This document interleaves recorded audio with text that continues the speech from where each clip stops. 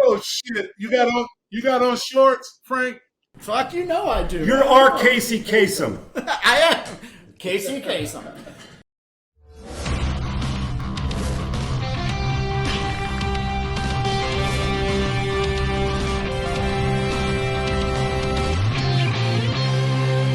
Hey everybody, Frank Nicotero. Welcome back to Crush House alongside Sean Salisbury as always. And of course, during the NBA playoffs, we got Mr. Rick Mahorn. Later on, we're going to hear from Deb Whitkus, two-time Emmy Award-winning producer. She did something down in Atlanta you're going to want to see. But guys, let's get right into the NBA since we have Rick here. Rick, the Clippers and the Jazz. Tonight they play Game 6. Kawhi Leonard out again. Now, they won without Kawhi the other night. Rick, how are they doing this against a really good Jazz team? The Clippers have PG-13 for a reason. Paul George, before when he started in the league, he was in Indiana. And the thing that I was impressive about him, that he can take control over a game. Everybody criticized him once he paired up with Russell Westbrook down there in Oklahoma City. And then when he paired up, everybody kept saying, well, where is PG-13?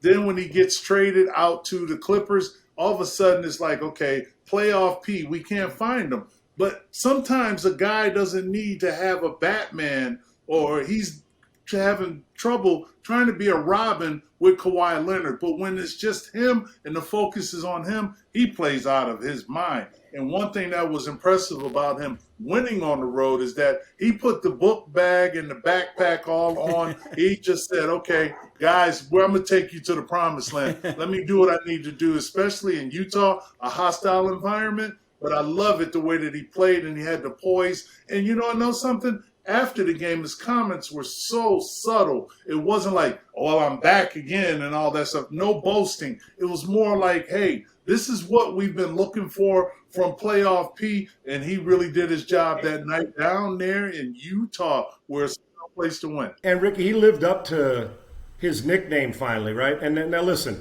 there's no doubt during the regular season, a perimeter defender score, he's always been a phenomenal player and a phenomenal talent. But he deserved the criticism about the playoffs leading into this year. He did. We've heard that about Harden. Well, why the hell hasn't James Harden elevated? And we're seeing some of that right now in Brooklyn. But I loved what Paul George did. He didn't talk about it going in. Kawhi Leonard's out. We all said, well, who's showing up? Well, his balls dropped down to his ankles, and he decided, I'm showing up. I'm going to carry a team on my back, and he did. And we know what kind of defender he is. He continued to play great perimeter defense. The key is he wasn't ready to be eliminated yet, and I don't think he wanted to go into this offseason, Rick and Frank, thinking, you know what, they're continuing to question me. I think he actually, for a superstar MVP-type player, he took it to another level. I actually think he's going to carry it over. The Utah Jazz are reeling with or without Kawhi Leonard in the lineup. Paul George repeats that. Utah may be taking their ass back home. Well, here's the thing with that, and Sean and Frank, and I'm going to ask you, Sean, when have you ever seen guys anoint themselves with a nickname? Right. It's always the team. Right. Say, oh, that's my man. Okay, that's Booger over there. Right. That's Frank's nickname going through. But, when you look at it, Utah has not been able to kind of adjust. You have Rudy Gobert, the defensive player of the year. Do you want to sit him? The thing is, the Clippers are small. They start off small. And then you got Marcus Morris Sr., who's been shooting lights out. Now you got Reggie Jackson, who's been playing well in this playoffs. These are complimentary guys. I always say, Frank and Sean, I love the other guys. The stars are going to do what they're going to do. But it's the other guys, the running backs, the linebackers. Everybody's got to chip in. And Ty Lue has these guys believing in themselves. After they won that series against Dallas, it's like, okay, we're down 2-0. We've been here. We've done that. But you know what? You tell me, Sean, or you tell me, Frank, when have you ever gave yourself a nickname? Hell, my nickname would have been Ass Clown, so I didn't give myself that. Right? Somebody else probably did. And Frankie, and Rick, for me, if the truth is, I didn't deserve a nickname other than, hey, dude, get your ass to the sideline. But other than that, with this, though, but Rick and Frank, you can answer this too.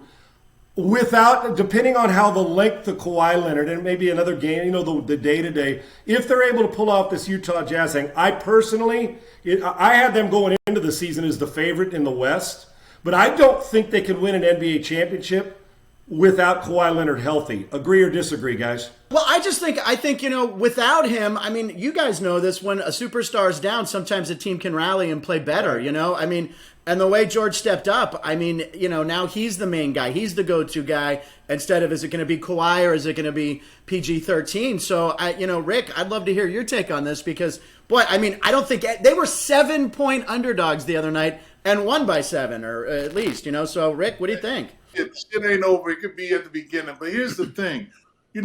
Paul George, a lot of times you don't like to play second fiddle as a professional. And Sean, when you played, it was like, okay, I'm the quarterback. Right. This is all about my team. And then all of a sudden you change, somebody comes in and takes your place. Is it accepting? Is it mental? A lot of times he's been dealing with the mental issues. Maybe, those are the things that when we say, the social media really goes crazy. It's like, oh, he's getting paid to play basketball. Hell, we're humans just like everybody. Right. It's a great point. But here's the thing. I love the way his approach. I love the way Ty Lue. Plus, it's desperation. And then other team, when you look at the Utah Jazz, on that side, no Michael Conley, but who else could score? Rudy Gobert, when he's in there in the game, it's like he can't check a Terrence Mann. Terrence Mann shot the ball pretty well. Now, he gave him 13 points, in his first starting role. So you go like, well, Rudy Gobert, do you want to put him on the bench if you're Utah? Because right now, you ain't playing the Lakers with a big man. You're not playing Joel Embiid with another big man. You're playing a small guy, and you're out there on an island by yourself, and they're taking advantage of it. It's a mismatch nightmare on their defensive end because Gobert has to come away from the basket, right? Rick, this ain't like when we were growing up and I was playing on an 8-foot hoop when you're in the 3rd grade. Couple things real quick. I will outdunk anybody on a Nerf hoop on my bedroom door. Well, I'm telling you right now. You can't even dunk on this one, and the hoop is low. You might be the only fucking guy that can't dunk on a Nerf hoop, Frank. That's the sad thing. Yes, I can. I will get one next week. There will be a Nerf hoop on that door. Low. Hey, listen. When everything about the playoffs in 7 games is all about adjustments. Okay. And Utah cannot adjust to the exposure of Rudy Gobert. Okay, so it is so tough. Okay, so tonight, do the Clippers close them out tonight? Quick answer, yes or no? Do they? No, you think it goes 7? I think they close it out. Okay, I think they're going 7. All right, let's talk about Chris Paul. Now, as you probably know, Chris Paul tested positive for COVID, even though he apparently had the vaccine in February. Now, this is the thing. They haven't played since last Sunday. Now, Rick, I was curious about this. I'm sure you've been in a lot of series. Now, you always hear about this in baseball, football, all the playoffs. If a team wins early and then they sit around for 7 or 8 days, is that good or bad? They get to rest up? Well, in this case, Chris Paul might be able to get through protocol and come back. Well, I mean, is it a good or bad thing, Rick, that you found when you were with the Pistons when you closed out a series early and waited around? Is that good or bad? It was good because reason why, if you got these little minor injuries, and this year was very condensed, you need as much rest as possible. But here's the kicker. It's the competitiveness during practice. That keeps you sharp. I'll tell you right now, Frank, and I'll tell you, Frank, and I'll tell you, Sean, listen, when we're the bad boys, we're basically fighting each other. It was like 5-on-5. I'm going to beat you, don't matter what, because you keep that competitive edge. Now, if the young guys, this is where their mind has to change. It's all about adjusting. So I think it's good for Phoenix because they did their work early. Mm-hmm. That's what you get the reward of getting some rest. And you know this, Sean. Let me ask you this. When you're in the playoffs and if you're the team that's got the bye, it's like, okay, all those little nagging injuries, you get a chance to rest, right? Yeah, Rick, and you make a great point. I think it's twofold. You hit it perfectly on the intensity, even though you can't simulate it. But if you're banging on each other in practice for that, even if it's short stints, to stay competitive focus, the reward is you kicked everybody's ass, so you get time off, right? That's one. The problem with it, and you hit it in the second part of your statement too, is with youth in Phoenix other than Chris Paul. And if they've got some youth on their team, right? So can you understand how to become a veteran quickly mentally? I'm not talking about physically. I'm talking about the mental and emotional side of, okay, stay in the moment. We've got to stay in the moment. We've got to find a way to talk ourselves into competitiveness, because I think it can go twofold. You can have too much time off. I'll tell you in football, Rick, what I hated, and Frank, I don't like it when a team has clinched in early December and then they rest their players in the last day, then they get a bye week, and then 3 weeks, it's like training camp. Oh, you've gone 3 weeks without competing. I think it's easy to get complacent and pat yourself on the back. So veterans are important. It is huge when it comes to the net. And you guys are different too, Rick. You used to beat the hell out of each other all season long. The Suns don't do that. They're a little more perimeter and they're moving it around. You guys needed the rest because it was like a Mike Tyson fist fight on a fucking basketball court. So I get it. The key is they need to talk to Rick Mahorn and Chris Paul say, okay, let's focus in on staying in the moment and making sure we're disciplined enough to know that business isn't done yet. We're just in the playoffs. We want to win the championship. Getting here and breathing a sigh of relief is not enough. For the Chris Paul thing, it's huge. If they go to 7 and he can play, no doubt. But Chris will still be involved and stay focused, guys. Chris Paul's been in this shit a million times, and you know what he doesn't have? The ring. So there is a sense of urgency for him, and they must stay in that moment. Hi, I'm Allyn Root. Catch me here on Crush House Network. Hey, all right, let's move from the West Coast. Let's move to the East Coast. We got Rick Mahorn's Philly jersey up there. I know you're watching that Philly-Atlanta series. I'm trying to get in it. I'm trying to look out and get in it. Now, listen, Philly collapsed twice, and then we also want to talk about Kyrie's out, Harden's not 100%. The Nets, is this season a lost season for the Nets if they don't get through to the next round or win a championship? So take your pick. If you want to talk about the Sixers collapsing or if you want to get to the Nets, you go for it, Rick. Let me get to the Nets first. Okay. The Nets got James Harden, Kevin Durant, and Kyrie Irving.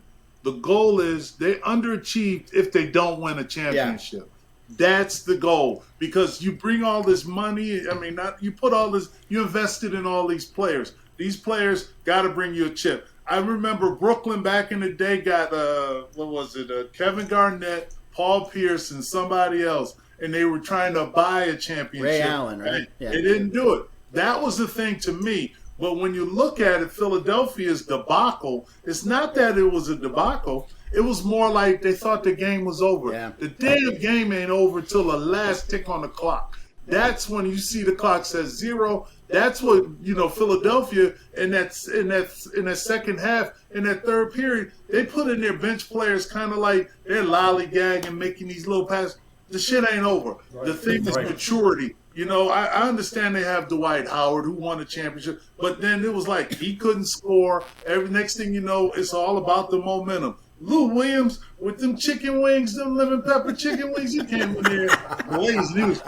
Lemon pepper. I'm going to get 13, 15 points on you. And so when you look at it, then that's when you see a guy like Trae Young. I mean, it's like this little guy is being the biggest dude on the court. Joel Embiid did his job. But when you look at it, when it's closing time, you give it to the man. And he is the man. And I tell you right now, I'm worried about Philadelphia going to Atlanta. And real quick about Trae Young. I'm telling you, he's got that closing DNA gene that you're used to, that you've had on your teams, Rick and Frank, that your Pittsburgh Steelers have had. And I'll tell you this about Brooklyn, backtracking on this team. If they don't win a championship, I don't want to say it's a failed season, but they didn't achieve their goal. When I say failed, Rick, I mean some guys got better. I'm talking about as the overall goal, just getting there won't be good enough or losing. You're right. I wonder, Rick, do you think if they get eliminated, will we hear the excuses you hate? Oh, if we'd have had Kyrie, if James is you know what I'm saying, Rick, right? Oh, yeah. I don't think Katie, I don't care either, and it would be for the perception of them, it's a failed season because they didn't win a title. But I wonder if it will be easier for a fan base to say, shit, and I got to confess, boy, did I fuck it up. When this was going on, I said there ain't no damn way when they were all three healthy or when two of them were healthy that the Brooklyn Nets were going to score under 100 again. Ooh. And 2 of the last 3 times they've been under 100. So I lost that gambling bet. But, Rick, I just wonder, do you think the DNA of, if they lose it, but we wouldn't have if our guys were healthy. And I know you don't want to hear that shit. No, I never want to hear that. I experienced it with we lost to the Lakers in 7, but I had a ruptured disc in my back. Isaiah messed his ankle up in the third period, had one of the best NBA Finals third period you ever seen, 26 points on a bum ankle. Here's the thing. We talk about Philadelphia. We talk about underachieving. Philadelphia, you got to figure when you're playing, especially you don't have a 30-second clock in football. It's 3 downs. You get right. 10, whatever. In the NBA, that 24-second clock, I've seen games throughout my career where a team could be up 30, and I'm sitting there going like, they think the game is over. That's the mental preparation. Right. Shit ain't over. Look, Atlanta damn near blew a 30-point, what it was. They had like a 20-some point lead and almost loses the game to Philadelphia in that first. Happens all the time. Yeah. Happens all the time in sports, Rick. You're right. All the time. So with that being said, if the Brooklyn Nets don't win, and if the Brooklyn Nets don't win a championship, it's a failed season. Just because we like to talk gambling here on Crush House, Philadelphia, when they were down by 8, or when Atlanta was down 18 or 20 points, the live NBA line was plus 3,500. Meaning, if you put $100 on Atlanta and they did come back to win, you would have won $3,500. I mean, so it is rare, but it does happen, as you guys said. Now moving on from the NBA, we got a lot of coaching openings happening in the NBA, Ooh. And you hear a lot about Becky Hammon or Teresa Witherspoon, female head coach in the NBA. These are 2 very qualified assistants, right? Are we going to see a female head coach soon? It's going to happen. What do you guys think, Rick? Well, here's the thing. When you look at it, the big thing is that when I coached in the WNBA, and a lot of times, you coaching girls basketball, you're doing this. Let me just say this to you. I don't look at them that way. I look at athletes. Agreed. They're athletes. They're professional athletes. They do the same thing that we did. You're right. The ball is smaller. It's for their hands, but let me just say this to you. I played against against Nancy Lieberman, but my Annie Myers at UCLA. First time I ever played against a woman, and this is nothing against Annie, knocked me on my ass, and I said, "What the hell?" Because I'm being the nice guy. It's right. a what? No. Don't be nice, Rick. They'll dominate you, brother. After that, I hit her, and somebody gonna say, you're gonna hit. No, I'm hitting the athlete that's out here playing. I mean, hitting the person. But here's the thing: it's about having respect. Have respect. If you're a CEO, and if it's a female CEO, you're gonna have. It doesn't matter. She or he are the CEO. They're your boss. If it's ownership, that is the owner of the team. So it's about respect. She don't know what she's talking about. If you have that, what do they call that? Not necessarily the old guard, but if you have that macho attitude, right, or it's a female cop or something like that. No, that's a cop. She can shoot you just like a male cop can. All right, it's hardcore football time, and let's welcome back in our guy Allyn Root, and I know he's got a lot of stuff on his mind. Wayne, welcome in, brother. How you doing? Hey, Sean, listen, I love this segment because I want to talk football every week, 52 weeks a year. I'm never off. It's football, and more football with me and you, and I know with pretty much every sports gambler in America. So let's get to it. I wanted to talk a little bit today about 2 teams that are close to my heart, Dallas Cowboys and the Pittsburgh Steelers. Let's start with the Pittsburgh Steelers. They opened up last season 11-0. They're one of only, I think it was like 5 teams in the history of football to ever start 11-0. And then they just collapse, lose 4 of their last 5 games, and lose their first playoff game against, the Cleveland Browns. Just a total collapse. And so to me, the only difference between them being the best team in football and a total collapse was running game. No running game at all. Now they pick Najee Harris in the draft. I think it's a whole new ball game. If you give Big Ben a running game, I think Pittsburgh could be as good as they looked when they were 11-0 last year. What do you think? Yeah, and I think that Ben's probably going to be a little rejuvenated. It's weird, Wayne. Ben Roethlisberger goes out and throws for almost 4,000 yards, 30-plus touchdowns, and not a lot of picks, but we still criticize him. And a lot of guys will say, I'll take that year. I would have taken it when I played. I think there'll be, Ben takes a pay cut, says he wants to stay, tells me something. Take the offseason serious. And I'm with you on Najee Harris. Play action, get Ben going. You know, TJ Watt in the pass rush. The defense will be there. They're physical. I think the premature, Pittsburgh's done thing is a big mistake. They'll be better on the perimeter. Ben will be better if he's healthy, and he will be. I think the Pittsburgh Steelers could be sneaky dangerous, and I think Najee Harris is one of the best picks we have, and I think Najee Harris is going to have a monster season. This was a great choice by the Steelers. All right, let's talk about the Dallas Cowboys. My Dallas Cowboys, since I'm 5 years old, my favorite team. I love them. I know everything about them. You brought up the single biggest sore spot for me in the history of the Dallas Cowboys. Go back about 4 years, sitting in the first round of the draft, waiting to be picked. Wayne Root's choice. I said, TJ Watt.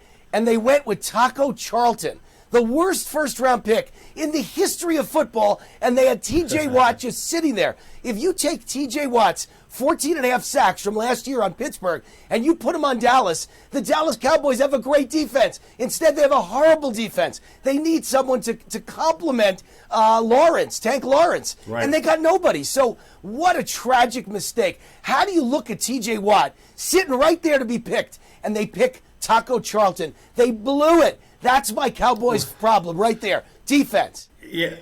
Yeah, Wayne, you're right. And coaches have been fired since because of it, right? The defense has got coaches fired. Dan Quinn now as the defensive coordinator comes in, and really good. They're going to change some things up, and I am with you. If TJ Watt's a Dallas Cowboy this year with that offense, just for fun, they are a Super Bowl contender. With Tank Lawrence. Now, offense, they're going to say it, but I can tell you this. Pass rush, picking up the tempo on defense, 4-3-3-4. They'll do a little bit. They add Micah Parsons. The Cowboys will be better, but they better be good on the back end. They're going to score a lot. They just can't give up 30 points. Yeah, well, last year they gave up 30 a game, and guess what? My prediction, mark it down. Wayne Root says they'll average 35 to 40 a game with the number 1 or number 2 offense in the entire football, right up there with Kansas City and Tampa Bay. If Dak Prescott is back, and my insiders tell me he's as good as he's ever been right now with several months to go, then he's going to look great starting on opening week against Tampa Bay. This team is going to be the biggest surprise in the NFL because their defense will be better with Dan Quinn, and most importantly, they will outscore everybody on a week-to-week basis. Mark it down. Cowboys, my pick, upset special of the year. All right, Wayne, thanks very much. I know we got a million things to talk about. Always appreciate your insight. You got the Cowboys headed to the Super Bowl. Tom Brady may have something to say about it. We'll see you next time, brother. Thanks. Bye-bye. Just want to touch upon this real quick, that Zion Williamson, apparently there's this rumor he and his family aren't happy with him being on New Orleans. I know he's 20 years old, and the family, I mean, he's still not a legal, 21-year-old, but what do we think about the family? You want to be legal in New Orleans, trust me. Yeah, you do. You want to be legal in New Orleans. I'll never forget my first time in New Orleans. I walked up to a bar and I asked for a beer, and she handed me 3, and I said, no, I just wanted 1. She goes, it's 3 for 1. And I went, I'm home. Bobby looked at you and said, listen, bitch, this is New Orleans. We do 3 for the price of 1, and you're going to drink them all right here in front of me. Never drink 3 Pat O'Brien. Never drink 3 Pat O'Brien Hurricanes. The Hurricanes. Oh my God, you will throw up red the next morning. But anyway, what is your about Zion? To answer your question, Frank, here's the thing that what I love about social media. It's about, Sean, I don't know your family dynamics, but if something happens to someone in your family, they're going to say, Sean Salisbury's sister did drugs or whatever. Or Alonzo Ball's dad, the Ball brothers' father, always talking in church. Oh, they don't want to be. You know what? Families, when you hear somebody like Kawhi Leonard's uncle doesn't want him to go back to, this is like, where are you getting your information from? Are you getting it from Zion saying that he can't be there? Because Zion still has to sign. He'll have his rookie extension extended, and he ain't going nowhere. He's just like Anthony Davis until Anthony Davis was able to do something to get out of there. He was in that final year of his rookie contract. So I sit back and I wonder, families need to sit back, talk to your kids personally. All right, hey guys, we've talked a ton of basketball because we had Rick here and we love talking NBA, but I want to move on to football real quick. It's spring. They're playing football in shorts right now. We're all getting pumped up. Sean, I know you were talking to our man Wayne Allyn Root about the Cowboys and the Steelers earlier, but let me just say this. The big thing that was going on this week is Tua threw 5 interceptions in shorts. And I know, Sean, this makes you nuts. And Lamar Jackson's first pass was like a duck. And that's been on social media. There's actually footage of it. And it's blowing up everywhere. Come on. What do you think of these spring intercepts? This is ridiculous in your opinion, Richard. It's the same. First of all, if you're and I know reporters do great jobs and, covering their teams. Please don't give me a play-by-play. I don't need play-by-play in June in shorts and a T-shirt during an off-season that wasn't fucking mandatory. And by the way, while we're talking about summer football, our own Deb Whitkus went down to Atlanta to try out with the Atlanta Falcon cheerleaders, and Deb filed a report for us. Let's check out Deb down in Atlanta. Deb, tell us about it. Hey guys, so I didn't make it. I tried, but there was so much talent in that room, I just couldn't compete. But props to those men and women who make it every year. Who knew being an NFL cheerleader would be so hard? Maybe next year. Back to you guys in the studio. See you soon. All right, that does it for another hysterical episode of Crush House. Listen, we honestly cannot thank you guys for watching the show. Please tell your friends about it, crushhouse.com. We always have a blast. Thank you to Deb Whitkus, who was down in Atlanta, Rick Mahorn, who's here for the rest of the NBA playoff run, and of course, my fantastic co-host, Sean Salisbury. We'll see you next week. I got to go rub my balls up with spider tack so I can get a grip on these things. Oh, my God. We'll see you next time on Crush House.